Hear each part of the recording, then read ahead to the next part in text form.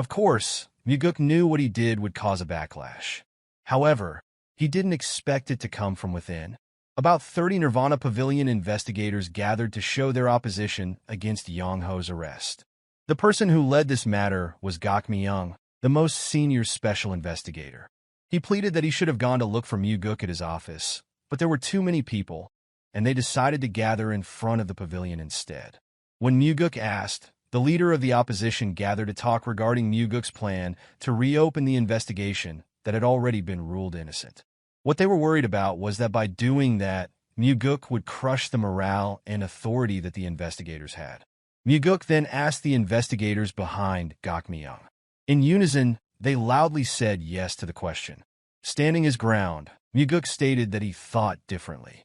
In fact, the Yang Ho incident is what destroyed their pavilion's authority. In a very severe manner, Muguk explained his thoughts. This made Gok Mi-young wonder about the meaning behind those words.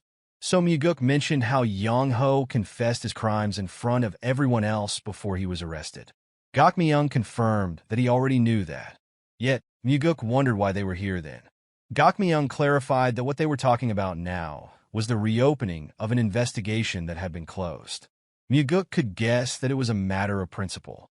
With conviction in his voice, Muguk stated that an innocent child was beaten half dead, and they even got the confession from the culprit himself. That warrants a reinvestigation. Gok Mi-young felt that it couldn't be helped, saying he was old-fashioned. Holding up principles in an organization was that important, he explained further. Muguk wondered why this old man was so stubborn and if he was trying to pressure him. With that, Muguk asked them to stand on one side of the court if they thought reinvestigation was the correct course of action. They were all here to make a group stand and wanted to know if anyone would move to the side. Before long, a person walked that way. He was Co. Daryong, stating his agreement that a reinvestigation was required for this as well. Muguk asked for his reason.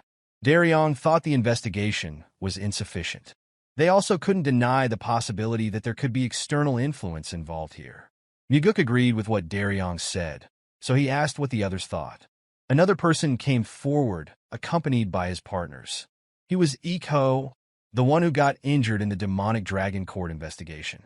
In this instance, he thanked his young leader, who called for help for him.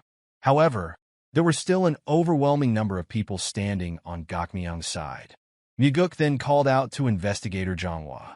He asked what he thought of this since he was the investigator in charge of this incident. Without a shred of doubt in his face, he claimed to have investigated the incident properly. Muguk, intently looking at him, then asked whether he had received a bribe from the 100-sword demon. For a moment, Manhwa's expression hardened, but the person who got angry on his behalf was Gok Mi-young. That instant, Muguk released his inner energy to silence him. Killing intent rose from his whole body, warning Gok Mi-young not to speak without his permission. Beads of sweat rose on his face, and fear bloomed in his mind in silence. Muguk prompted Manhwa to answer. In that instant, he swore upon his life that he didn't receive any, and asked this young leader to investigate him if there was doubt in his mind. A brief smile appeared on Muguk's face as he revealed that he already had, and found that Manhwa didn't take any money. This raised protests from the other investigators, but Muguk revealed this was done as a special investigation with direct orders from the cult leader to do so. Gok Mi-young was surprised to hear that the cult leader himself was involved. Muguk was curious why he had covered this investigation if Manhwa didn't receive any money, while he stayed adamant that he didn't cover up and tried to convince his leader some more. But Muguk cut him off, asking whether he was threatened with the safety of his sister. For a moment, Manhwa froze, his expression confirming it. In a roundabout way, Muguk praised him after finding Manhwa to be an incorruptible investigator as reported. That made him wonder why someone so clean would do a slipshod investigation and cover it up. Muguk concluded that Manhwa had one huge weakness, and that would be his younger sister, his only family member. Gok Mi-young prompted him to answer whether he was really threatened by the 100-sword demon. Gok Mi-young repeated his demand for him to answer, but he stayed silent. On the other hand, Muguk knew why Gok Mi-young took the lead and gathered everyone for this incident. Manhwa was a junior he cared greatly for, and he only stood forward so he could help make sure that Manhwa, who was the lead investigator, wouldn't have any blemishes on his record. After letting them pen up a bit, Muguk told him not to worry about his sister. He had already sent warriors to his house to protect her, and until this incident was over, his sister would be safe. At those words, relief finally appeared on Zhonghwa's face, as if a massive burden was being lifted from his shoulders. Soon, he kneeled in front of Muguk, as if acknowledging everything, then admitted that he had committed a grave offense. Gokmyung stuttered, asking whether this junior he cared dearly for was really covering an investigation up. Muguk reminded him that he should have done it, even though he was being threatened. On the other hand, Zhonghua submitted to him and pleaded to gladly accept his punishment. The expressions on the faces of the investigators watching were different after witnessing this, but this matter was none of their business, and now it was all up to their young leader. Muguk told him to get up. He explained that if this had happened after he became the pavilion master, he wouldn't have exonerated this mistake. As tears rained down on his face, Zhonghua asked whether this young leader really was going to forgive him. Muguk confirmed that he would, and gave him a word to bear in mind.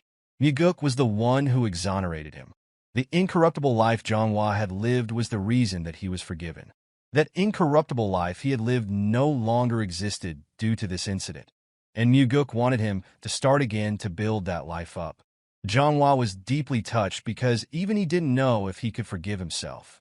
However, at this moment, he could only thank his young leader. That instant, as if his voice imbued with internal energy, he announced that now, as the pavilion master, he thought of their family as his own. If anyone dared mess with his family, he would personally crush them. From now on, their pavilion would not allow themselves to be swayed by any external influence.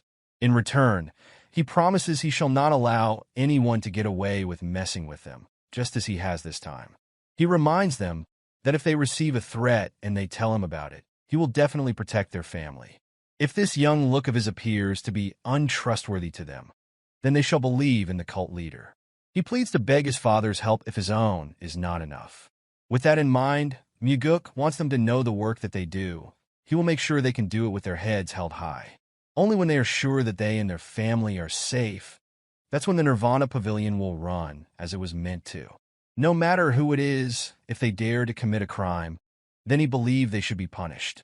Even if someone in the Heavenly Demon Pavilion commits a crime, he won't let it slide either. If the cult leader commits a crime, then Muguk will hold him responsible as well. This makes their breathing stop for a moment because what he means is no different than dying to the cult leader. What he is afraid of isn't the cult leader of the 8 Demon Supremes. What he fears is that the Nirvana Pavilion will become useless.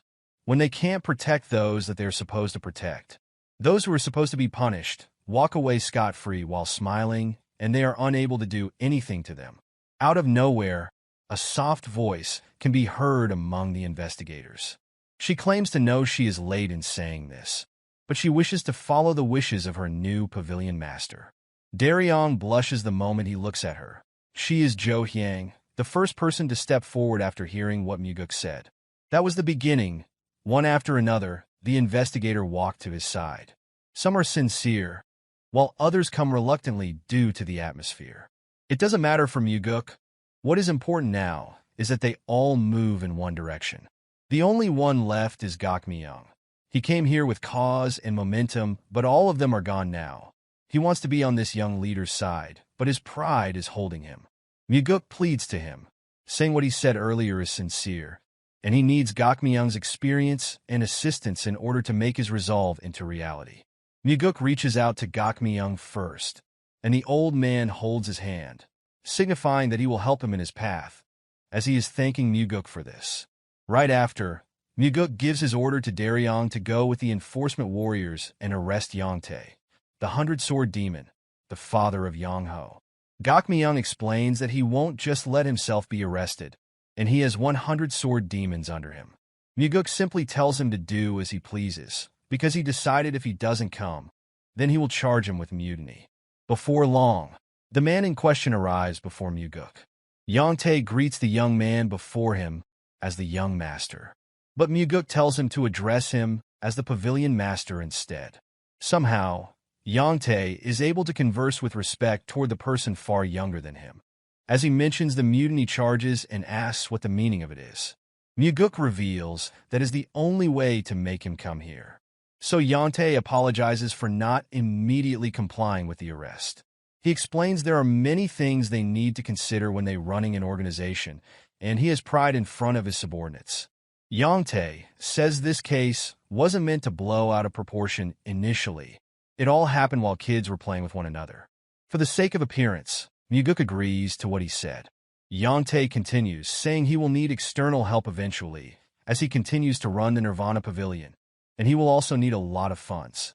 Muguk understands he is beating around the bush, yet he covertly wants to bribe him. Yante adds that if he wants to become the official successor in the future, he will definitely need their help, stating the fact that everyone is supporting the first young master. Before he could say anything else, Muguk cuts him off and says he would be really appreciative if he helped him. Yante takes it as Muguk accepts his offer and pleads to serve him well from now on. He will also host a great meal for him soon. As he stands up, Muguk holds him off, startling Yante a bit because he thought he really got off scot-free once more. Muguk clarifies his words when he says he accepts his help would be when he comes out of jail. Yante asks him to not make such a joke. With conviction in his voice, Muguk says that he is not joking.